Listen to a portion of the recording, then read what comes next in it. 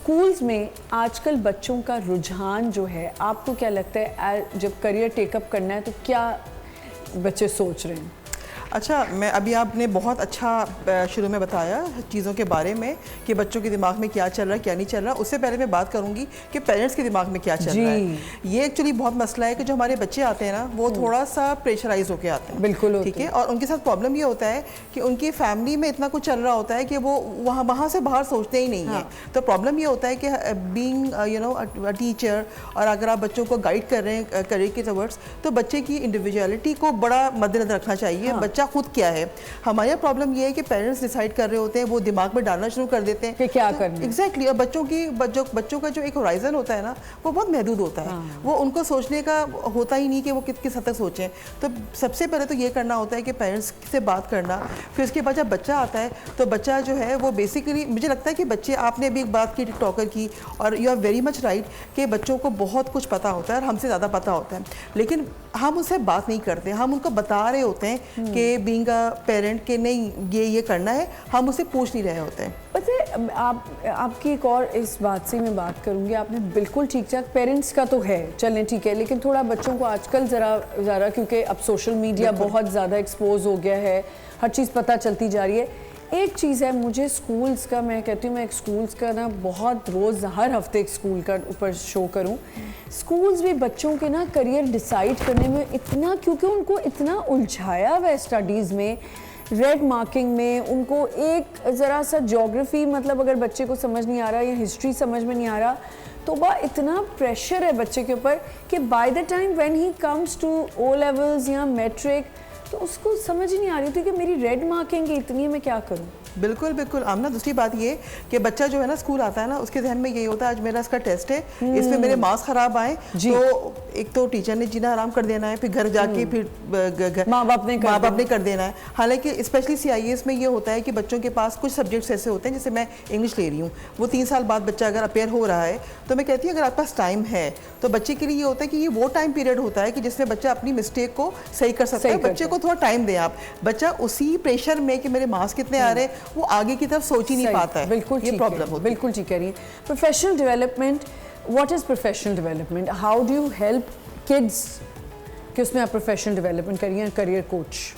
Well देखिए, career जो counselling है ना, फर्स्ट ऑफ ऑल तो हमें ये समझने की ज़रूरत है, counselling is not only giving advice, it's to provide the complete road map, right? पूरी ज़िंदगी का आपका कैसे कहाँ रहना है, कैसे करना है, आपकी ज़िंदगी का पूरा निचोड़ है। तो जब एक बच्चा प्रोफेशनल डेवलपमेंट की तरफ आता है तो उसके अंदर हमारे पास डिफरेंट क्राइटेरियाज होते हैं, जिसमें हमारे पास प्रोफेशनल्स भी होते हैं, स्टूडेंट्स भी होते हैं, ग्रेजुएट्स भी होते हैं, कि जो न्यू, जिनको एक ज़िंदगी में एक ब्रेक आता है, उसके बाद उनको अपनी प्रोफेशनल ग्रेजुएशन की तरफ जाना होता है। फॉर एग्जांपल हम उसको कहते हैं कि HSC के बाद या इंटर के बाद जो है वो एक ब्रेक आता है, तो उसमें उनके लिए बड़ा इंपॉर्टेंट होता है कि उनके 3 तरह के इश्यूज़ हैं जिनको हमें कोप करना पड़ता है। फैमिलियल इश्यूज़, जिनकी अभी बात की गई कि पेरेंटल प्रेशर्स होते हैं उनकी, फिर सोशल इश्यूज़ होते हैं उनके अपने, exactly, and then competition. Competition वो इसी में आ जाता है, सोशल इशू, कि आपके ऊपर पेयर प्रेशर्स होते हैं, रैट रेस होती है, कॉम्पिटिशन्स होते हैं, ये सारी चीज़ें हैं। और फिर इसमें फाइनेंशियल स्ट्रगल्स भी होती हैं स्टूडेंट्स की, वो भी सोशल प्रेशर और फैमिलियल इश्यूज़ में आ जाती है। बिल्कुल, फाइनेंशियल प्रॉब्लम्स भी तो आ गई हैं बहुत ज़्यादा। प्रोफेशनल डेवलपमेंट में ये चीज़ आती है कि हमें उनका एप्टीट्यूड की स्किल्स पता करनी पड़ती हैं,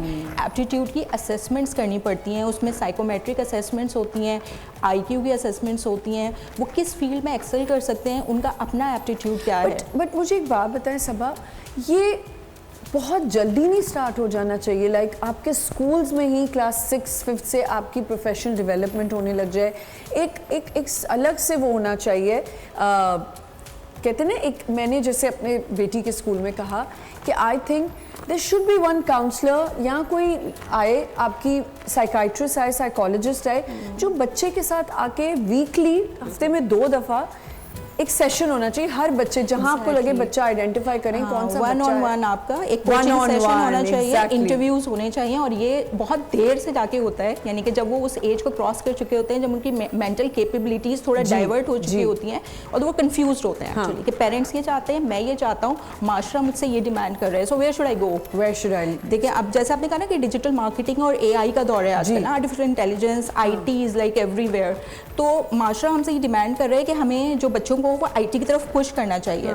नेवरदलेस बच्चों का अपना भी तो कुछ एप्टीट्यूड, स्किल्स और एबिलिटीज हैं, ठीक है। तो उसको कौन असेस करेगा और उसको कौन गाइड करेगा कि बेटा अभी तुमने, मेंटोर कौन करेगा कि अभी आपका जो स्किल और एबिलिटीज हैं आपको इस फील्ड में आप ज़्यादा अच्छे से एक्सेल कर सकते हो। एब्सोल्युटली। और अगर आप ये पढ़ोगे, आपका एप्टीट्यूड भी वो है, आपकी स्किल्स भी है, और आपकी जो साइकोमेट्रिक IQ और EQ है वो इस फील्ड को ज़्यादा सूट करता है। बिल्कुल। So at that stage we provide them with that counselling, लेकिन वो हमारे लिए उस वक्त थोड़ा डिफिकल्ट हो जाता है। अगर वो बहुत अर्ली स्टेज से स्टार्ट हो तो हमें इतनी एफर्ट्स और स्ट्रगल्स ना करनी पड़े। अच्छा,